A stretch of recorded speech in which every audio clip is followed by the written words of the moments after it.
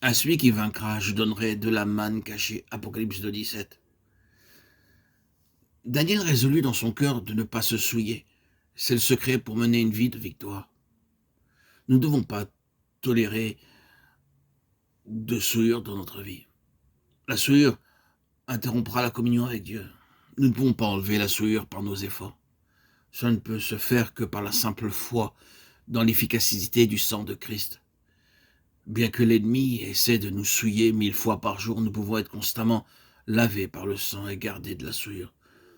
Nous devons dire par la foi, je refuse d'être souillé, je veux être lavé. Oh Seigneur, je désire que ton sang me couvre et me purifie.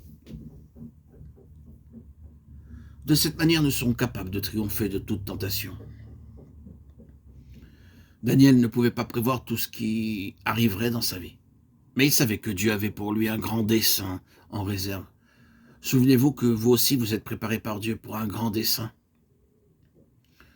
Soyez donc, frères et sœurs en Christ, chers amis, auditeurs, auditrices, déterminés dans votre cœur à ne pas vous souiller, alors que les gens verront notre détermination et remarqueront la manière dont Dieu nous bénit.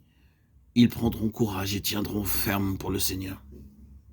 Nous voyons aussi que Daniel était prêt à ne manger que des légumes.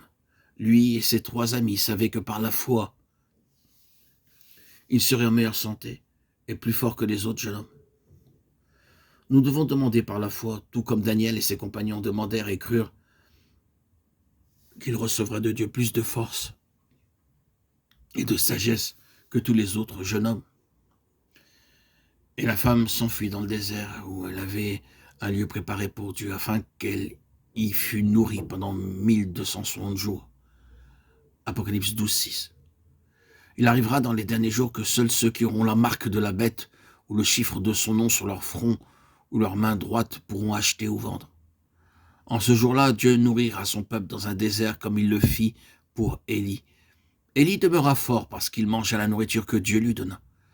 Ainsi, quelle que soit la nourriture que Dieu donnera à son peuple dans les jours de la faim, elle suffira pour leur santé et pour leur force. Ils refuseront de se prosterner devant le diable, de mentir et de prononcer de fausses déclarations en dépit des contraintes. Si vous aussi vous désirez être un vainqueur, vous devez refuser de recevoir un avantage provenant du diable. Tous vos avantages doivent venir du ciel. Daniel 1, 13, 14, 15. Ces jeunes hommes demandèrent à l'officier de les mettre à l'épreuve pendant 10 jours.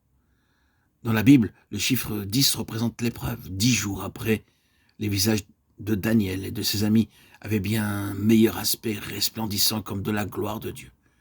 Si vous réclamez par la foi la bénédiction de Dieu sur tout ce que vous mangez et buvez, vous aurez plus de joie, d'énergie et de force que les autres. Croyez que Dieu peut vous bénir bien davantage au moyen d'une nourriture ordinaire et votre visage resplendira.